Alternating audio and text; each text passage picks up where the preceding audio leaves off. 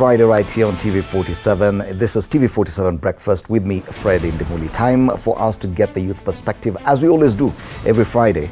And today we're very much privileged to have young Kenyan politicians with us to help us discuss the big headlines and some other discussions that may be of note this entire week. Allow me to introduce my panelists this morning. Antony Gitonga, who's an MP aspirant for the constituency. It's good to have you in studio. Karibu sana. Thank you so much. Yes. Thanks for having me. Alionya Roslin, who has been on this panel before, is here with us today. She's a chairperson, Young Captains at ODM. Karibu sana, Alionya. Thank you. And also another familiar face on the panel, Hans Rop, MP aspirant, Mosop constituency. Let's start off with the most pressing issue this morning. I know the by-elections in Emuru Dikir happened yesterday, but fuel prices, surely. 242 shillings for a litre of diesel. Gitonga, I do not know what your initial reaction is to this. Yeah. As a politician, this should be your job, to actually cushion Kenyans from this kind of pain. Yeah. But we know that the strain and the pain is not coming from within. Tumeambiwa Strait of Hormuz ilifanya ile kitu. Correct. But mwananchi wa kawaida doesn't really care about the Strait of Hormuz. So what should happen in such an instance? This is the record high. Absolutely. Good morning and thanks for having me. I think it's a big shocker. I think this is the highest we've ever seen.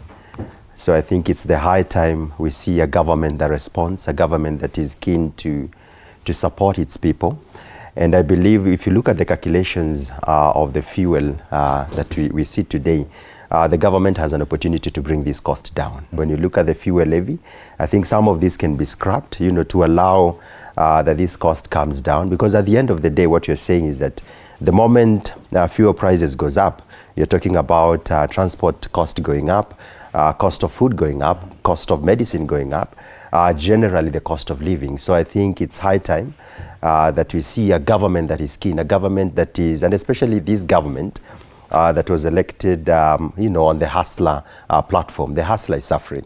So how will the government respond? So I want to challenge the government that this price should not be allowed to go for a day or two.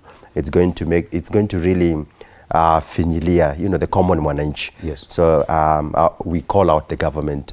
If you look at the 25 shillings, the fuel levy, that's something we can do without for a month or two. If you look at the 8% VAT that is already included in that particular price, is something that we can also scrap. And I'm sure the President and the Parliament of Kenya can be able to do that. Yes. And it's interesting you mentioned the fuel